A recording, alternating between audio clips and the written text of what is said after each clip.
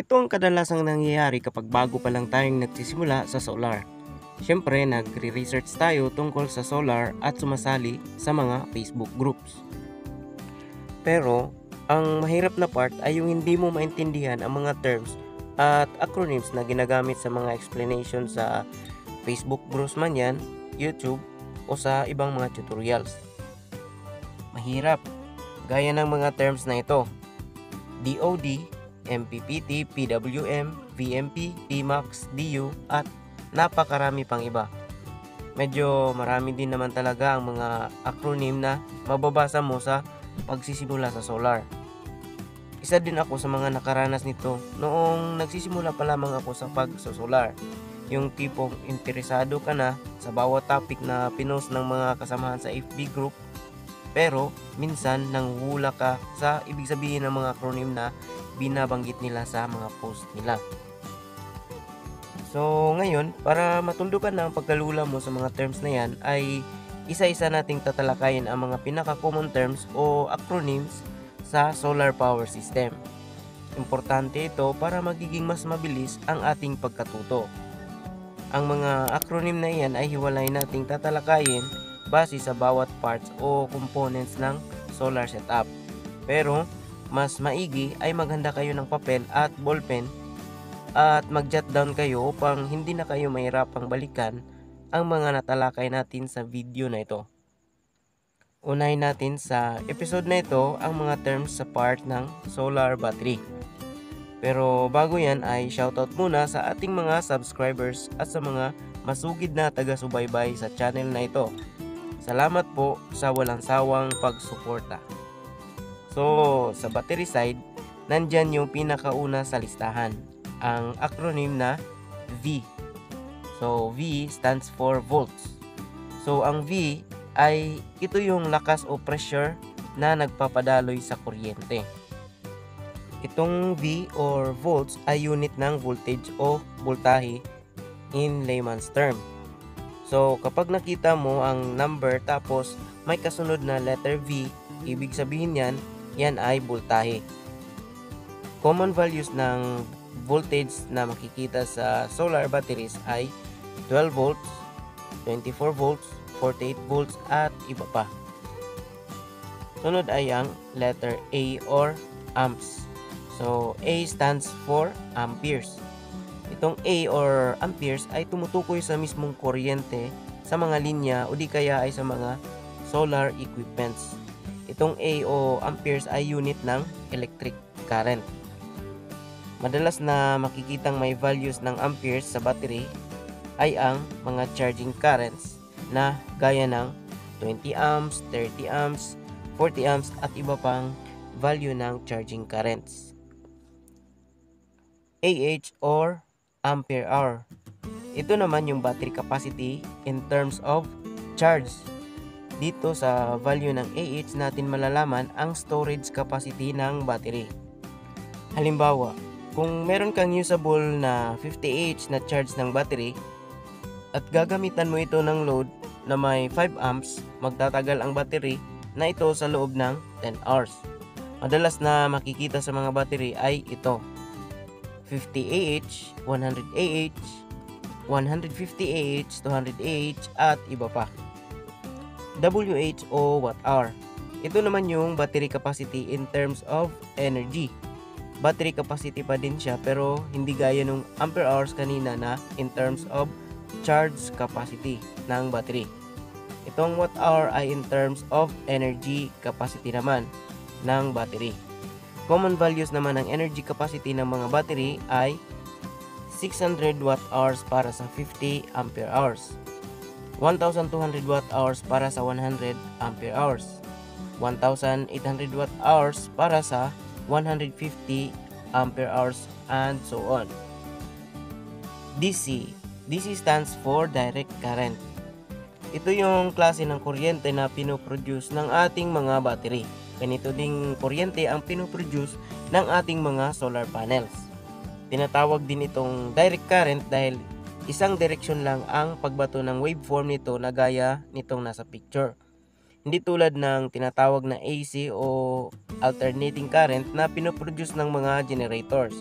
at saksakan natin sa bahay na nagre-reverse ang pagbato ng waveform. Kaya tinatawag naman itong AC or alternating current dahil nag-alternate ang supply niya.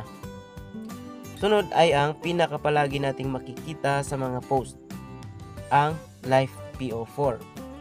LiFePO4 stands for lithium iron phosphate.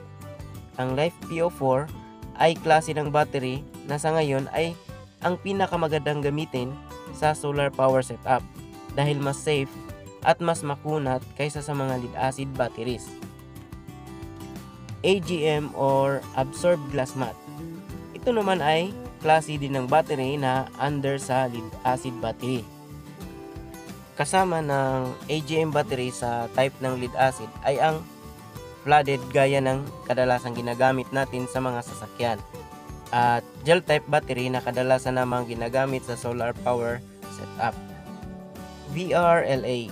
VRLA stands for valve regulated lead acid or yung tinatawag din sa ibang term na sealed lead acid or SLA. Ito yung mga battery na hindi basta-basta mabubuksan ang mga takip ng lagayan ng electrolyte.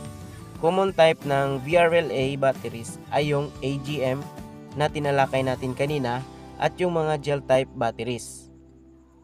SOC o percent SOC.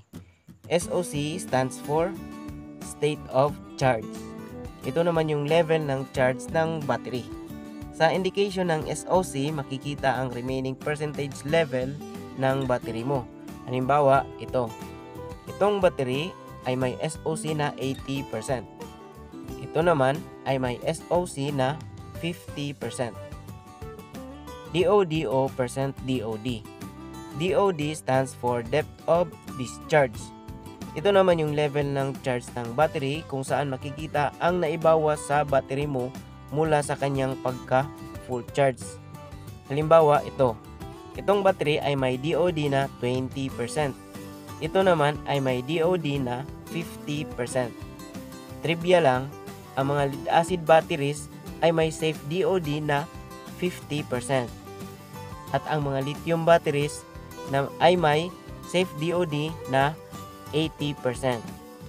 So, ang battery na ito ay may DOD na 20% at SOC na 80%. Ito naman ay may DOD na 50% at SOC na 50% din. Ngayon ay sa connection naman ng battery. Sa battery connection naman ay meron tayong S at P. Letter S stands for series connection at letter P stands for parallel connection. Example, 4S. Ibig sabihin may 4 na battery na nakakonekta ng series. 3P. Ibig sabihin may 3 battery na nakakonekta ng parallel. Ang susunod ay BMS or Battery Management System. Ito yung module na magpo-protect sa battery mo. Madalas ay ginagamit ito sa mga lithium battery. Ang protection na naka-built-in dito ay protection against short circuit, overload, overvoltage, undervoltage, at high temperature. May mga BMS din na may cell balancing capability. Sunod ay ang AB or active balancer. Ito naman ang module na nagbabalance ng voltage level ng cells ng solar battery. Pinapanatili nitong balance ang voltage level ng battery para sabay itong mapuno kapag nagcha-charge ang battery at sabay ding malulobat ang mga cells during discharging gaya ng senaryo kapag kinonektan ito ng load at ginagamit. So, ang mga yan ay ilan lamang sa mga pinaka-common na acronyms na makikita mo sa solar.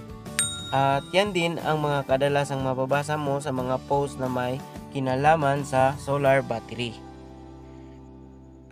Alam ko marami pang maidagdag dyan as you go along your journey sa larangan ng pagsusolar.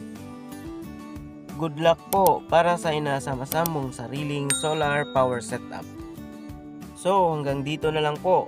Paki-like at share naman po nitong video para marami pa tayong matutulungan na interesado din sa solar. Salamat po at keep safe palagi.